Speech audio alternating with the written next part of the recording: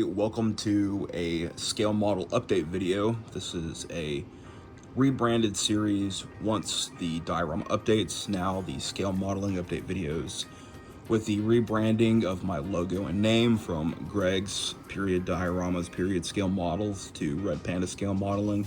I figured we'd rename some of the stuff we're doing on the channel. So welcome to scale modeling updates. Today we're going to be going through my M10 that I've been working on, some kits I've recently gotten from a friend, as well as some figures, and then what's next on the bench. So let's get into it. All right, so starting off here, we've got the Diarama Base for the M10. I can't remember the atoll that this was on, but it was I'm doing the U.S. Army's push on the atoll. The Army and the Marine Corps pushed on it. I'll put the name right here after editing. But yeah, so the terrain is honestly, I'm very happy with how the terrain's come out, because the blend between the balsa wood siding and the terrain is probably the best I've ever done. There's a little crack right there and stuff, but we'll smooth that out with a sander. I already did some sanding, but there's still some sanding that needs to be done.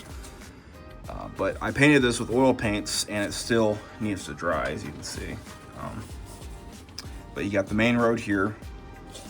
You got a blast crater, trench, blast crater, and then some terrain modulation. But I'm very, very happy with how this has turned out. And then moving on, I've stopped working on this because I need palm trees and some shorter, like, palm tree plants, and those are all going to be 3D printed. My good friend of mine who has this printer here at my house is going to print me off some trees, and then my local hobby store is in the process of printing off those shorter palm trees. So once those are here, then I'll probably stop what I'm working on, finish this, and then go back to what I was working on. But here's the M10 itself, as well as the figures. The figures, with the exception of a little bit of weathering, are done.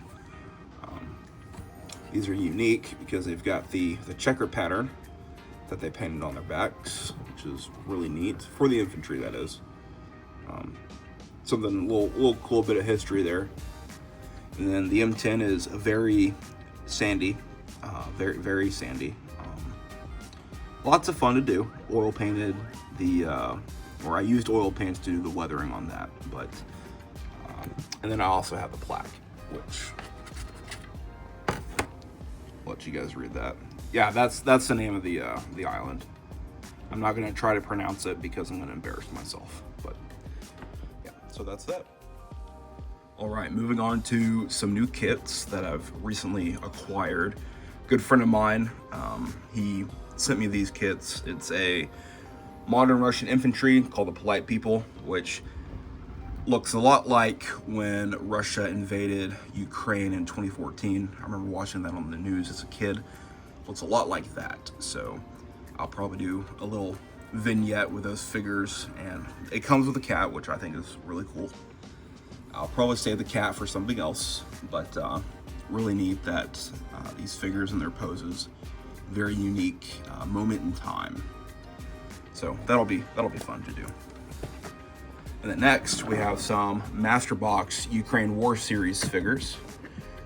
I've been wanting to do a Bradley assault in Ukraine with some figures, so this is perfect. I don't have a Bradley yet. My goal is to get the I think it's Fine Scale Models that does the Ukraine Bradley. My goal is to eventually get that. Gonna work through some kits first, but it's nice to already have these figures ready to go. They'll be assaulting out the back of the Bradley towards Russian trench positions. So pretty neat. It's really cool because most of the Master Box kits I get are like, they've had like 3 or 4 owners, so they're like all beat up. But this is very nice, excuse me, new kit. Kind of see here the poses, pretty neat. And then these guys got a PKM, AK. pretty neat stuff. And then he also sent me some just random figures. He said one of them is a Vietnam, America and Vietnam, which I think I've built this figure before. The head looks familiar. So that'll be nice.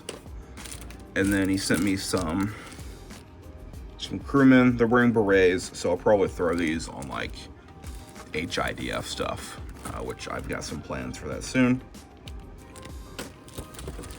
So thank you, Gray, for your contribution to my modeling stash. Very much appreciated. And these guys with little, at first I thought, you know, they look German because of their field caps. They might be German, I don't know. I'm not too familiar with what all the Bundeswehr uses when it comes to like packs and stuff. I know they use field caps that look like these, so it might be Bundeswehr, which is great because I've got a Leopard tank in the stash. So yeah. And then last but not least, we've got what's up next on the bench. So I recently acquired the TACOM Sherman 2 big box that came with this M4A1 76 wet stowage VVSS late production Sherman, which has a metal barrel, and it comes with the sandbags, which is super cool. So I'm going to use that along with this Mini Art Close Combat US Tank Crew set. I'll be using all the figures.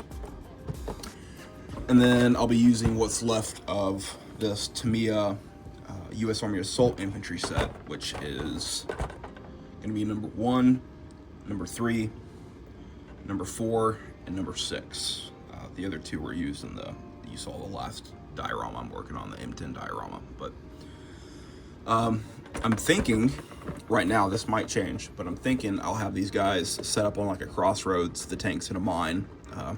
It's got workable suspension and tracks on the tank kit, so I'll probably have it to where they hit a mine, and maybe the Americans got pushed back a little bit and they left a small element to defend the tank in the crossroads. Something like that. But it'll be based in Germany, late war, so pretty exciting stuff. But thank you all for watching. Hope you guys have a good day, stay safe, and I'll catch you on the next one.